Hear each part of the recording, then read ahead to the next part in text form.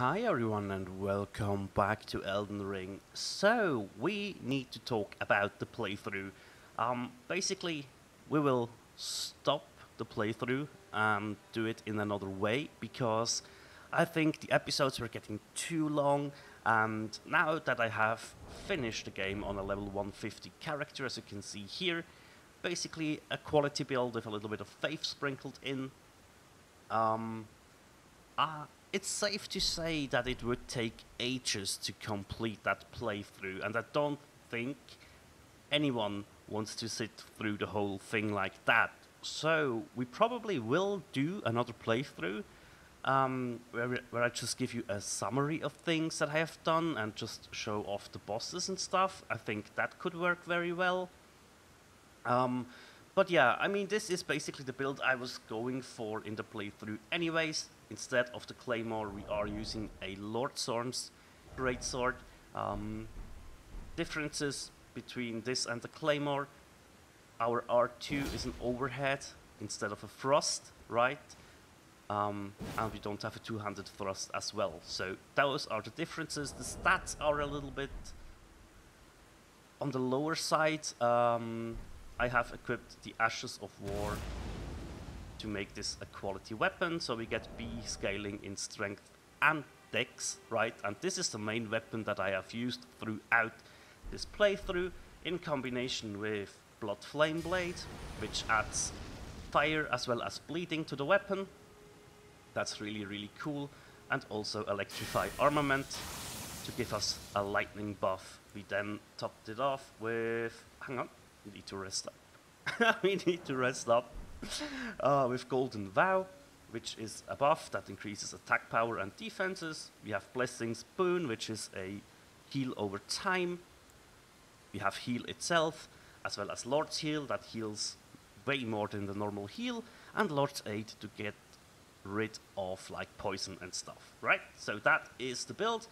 We had to incorporate a couple of things though, because especially against certain bosses, even the Greatsword is too slow in its recovery, so we added in a Lord Zorn's Bloodstraight Sword, which is one level from the top, but that was our bleed-inflicting weapon. It was very nice because you slash, you go away, you have a very quick recovery. We have the thrust on the one-handed moveset here, and the slice on the two-handed moveset. So that was my weapon of choice to deal with certain bosses where I had trouble with. We also have a Bloodhound's Fang plus 10.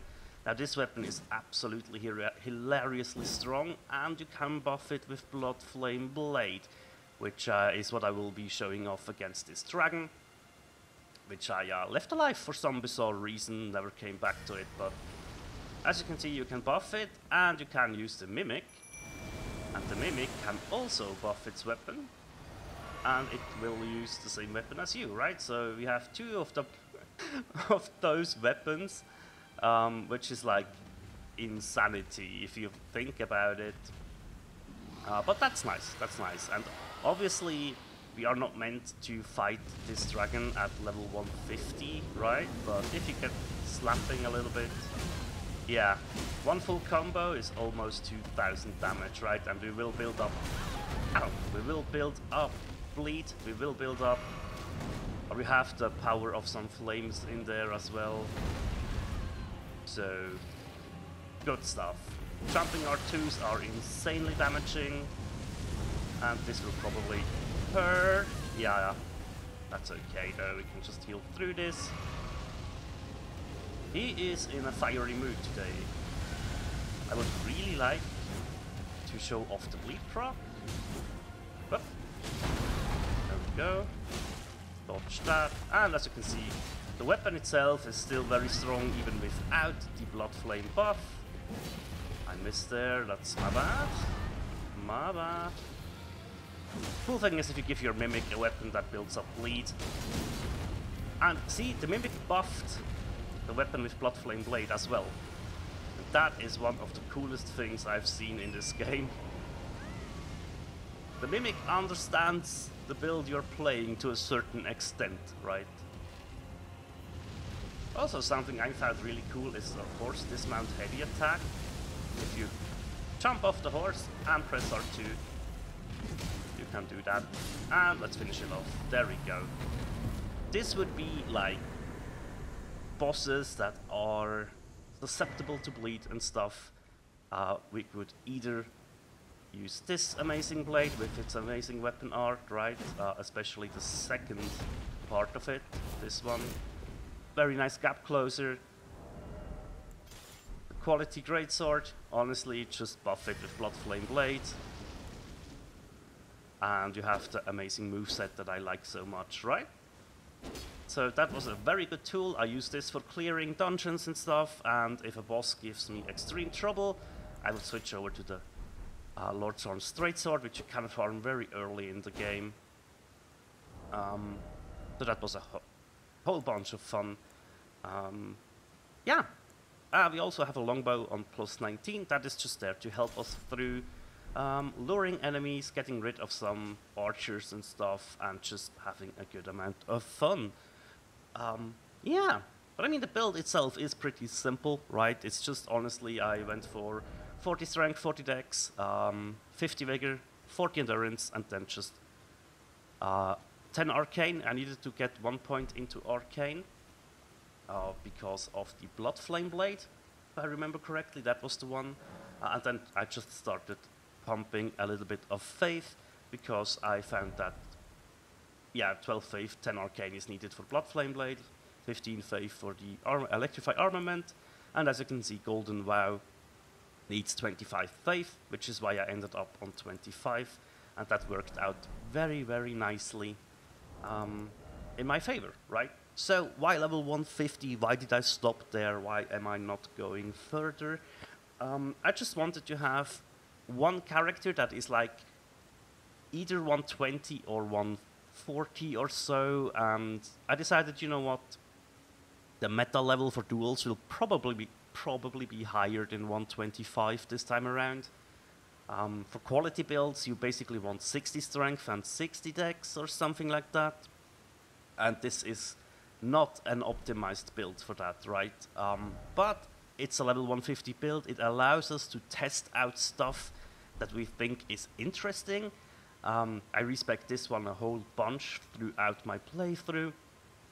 And yeah, just honestly a test base. Like, that's all that there's to this. Now, I will have to go around and like, I think I have most of my weapons in my chest actually, but I will have to go around and make sure, yeah, there they are, to see what I have missed and stuff, and I don't want to do this on this character. I basically will be doing another playthrough, and as I said, we have a good amount of weapons actually, which is nice. Didn't have the composite bow on this one, ooh. But yeah, as I said, I would like to do that and just give you summary videos where I will point out on the map like, hey, you know what, we are in this area, important things to point out, for example, how to solve riddles around these towers, stuff like that, and just have shorter videos, like 20 minutes again, where I just can pack a whole bunch of information into it. I think that would be very much fun to do, and honestly also it would be easier to watch for you guys, right? Now, what else was I up to regarding Elden Ring? Yes, I was doing some low-level invasions. Now, we will have those up soon. I'm working on some highlight clips from those invasions, and I will provide that as soon as I can. I hope I have enough clips, we will see about that, but that will be basically 10 minutes of me invading on like level 35 or 36 it was, with a +3 weapon, so really just I seek the challenge in invasions, right? I don't want to show up with an optimized low-level build for a Bloodhound's Fang. I just don't think that's fun, personally, against other players, right? It's fun against PvE, for sure, but against other players, I don't like to be that guy. And there will always be that guy, don't get me wrong. Sometimes you invade into two-man squads or even a three-man squad that is just waiting for an invader, and they all have overpowered late-game stuff, and they will destroy you, which is their thing, right? They like to do that. Now, I don't really want to do that. As I said, for me, invasions are a bit different. It is like to see what can you really do with a low-level build without optimizing every single thing about the build or the weapon. So yeah, that's where the fun lies for me.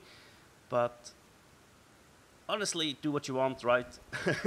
You paid for the game, so it's up to you. That's just my little quirkiness that I have, that I value those things, right? I value a little bit of honor, and even if my enemies don't, it's important for me to not be the over-twinked low-level invader. I just do not like that. I do not like to be like that. I have to correct there. So, yeah. I know this is a little bit of a slowdown regarding videos again. But I really want to make a high-quality playthrough where I can explain stuff and just basically, as I said, show you the highlights, but also like talk about my preparation for bosses, how I sometimes just stand in a boss arena, let them do their combos, bring them to half health, stuff like that, where we really can go in depth again about a certain boss fight, a certain enemy, how I dealt with it with this build, and how we possibly can deal with it with other builds. Like, I really want to get into a sorcery build, not gonna lie. Sorcery looks very strong, and I really want to take a look at it. I never finished any Souls game with a sorcery build. I always quit on like level 60 or something, which I was just like, it's not my playstyle. It's really not. I like to get up close and personal and slash through my enemies. But for PvE, it looks so interesting. The spells look visually very good. The damage looked insane.